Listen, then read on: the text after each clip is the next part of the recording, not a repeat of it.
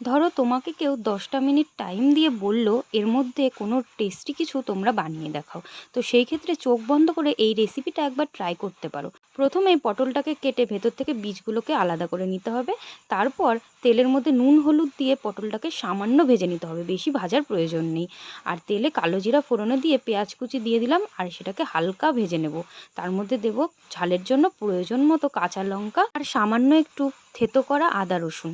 তারপরে এগুলোকে ভালো করে কষিয়ে আবার নুন হলুদ আর প্রয়োজন মতো যে মশলাগুলো আছে, যেমন জিরের গুঁড়ো, ধনের গুঁড়ো, কাশ্মীরি লঙ্কার গুঁড়ো, একটু গোলমরিচের গুঁড়ো, সব দিয়ে ভালো করে এটাকে আরেকটু কষিয়ে নিয়ে ভেজে রাখা পটলগুলোকে এর মধ্যে দিয়ে দেবো। একসাথে করে আরেকটু নাড়িয়ে চাড়িয়ে নিয়ে জল দিয়ে 5 মিনিট মতন এটাকে কুক করে নিতে হবে ঢাকা দিয়ে। তারপর ঢাকা খোলার পরেই দেখতে পারবে ম্যাজিক, পটলের থেকে তেল ছেড়ে আসলেই বুঝে নিতে হবে এটা একদম রেডি হয়ে গেছে। তো এটা কতটা টেস্টি সেটা তোমরা ট্রাই না করলে কখনোই বুঝবে না।